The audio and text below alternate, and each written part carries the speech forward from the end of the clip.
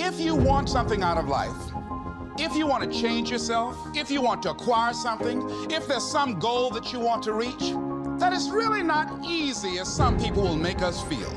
That living your dream, changing your behaviors, overcoming negative habits, it's challenging, it's hard. Most people go through life never discovering what their talents are. Most people never develop their talents. They have skills and abilities, but if you don't nurture them, if you don't develop them, they will never serve you. Your gifts can take you many places if you develop your gifts. Most of us don't like to do those things that come easy to us. I've always loved to talk to people. I decided, taking this advice, to develop my skills as a speaker. And my gift has developed and it's taken me many places. You have something that you brought to the universe. And that if you decide that my life deserves my developing this what I do well, and becoming the best at it, and mastering myself, and seeing what I have within me, if you decide to drop your buckets where you are and develop your gifts, I grant you, you'll never ever be without. I grant you that your gifts will take you places that will literally amaze you.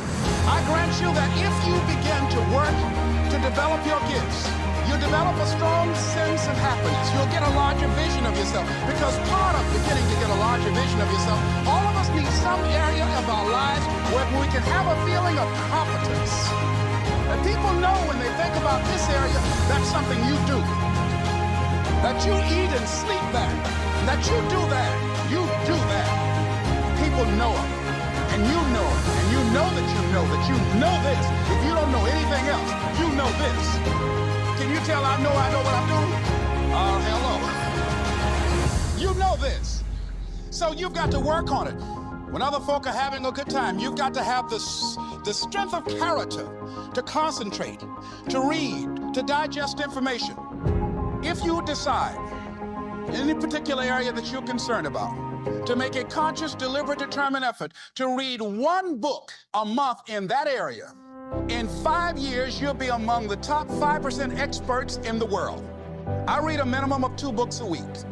The average American reads only 1 book a year.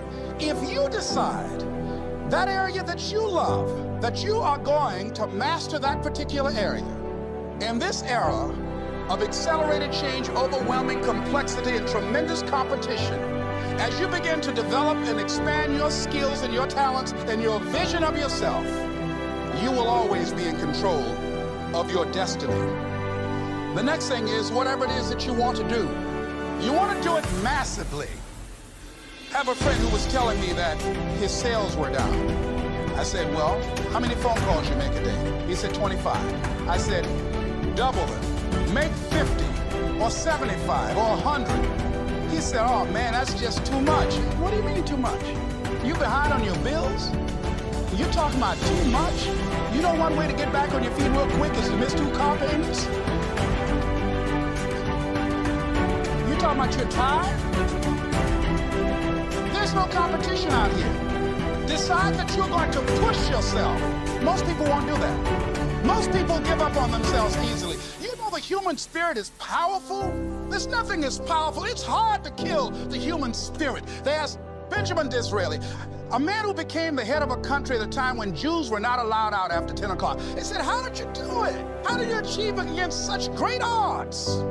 He said, nothing can resist the will of a people that will stake even their existence on the extent of their purpose for good. That when you have a made-up mind, when you decide that you want to do something, I was reading something the other day, he said, the power to hold on in spite of everything, the power to endure, this is the winner's quality. The hunger, the ability to face defeat again and again without giving up. This is a winner's quality. You have that quality within you. When you're hungry, you don't care about the facts. You don't care about the odds. Doug Williams played for the Washington Redskins, quarterback. John Elway of the Denver Broncos in the Super Bowl. Everybody was talking about Elway. After the Super Bowl, when Doug Williams made a historic passing game, asked him, said, how were you able, in spite of all of the negative publicity saying that you couldn't win, how did every dog in the neighborhood would bark at him?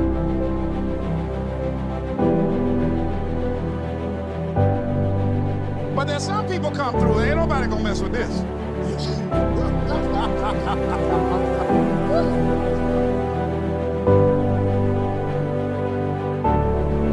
You are unstoppable.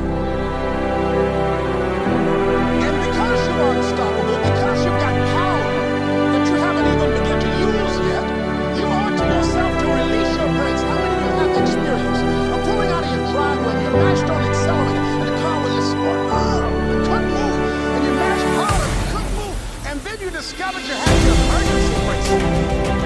And then you release those emergency brakes and go through. Have you ever had that experience before? Most of us go through life with our brakes on, holding back, not giving all that we have, not sharing all of ourselves. Most of us go to our brakes still holding on, rather than releasing it. What are some of those things that would keep us from releasing it? Because of past experiences, past investment, past pain. We look back when it didn't work out good. Probably won't work out well. Many people get confused their performances with who they are. I was reading Pat Riley, the coach of the Los Angeles Lakers.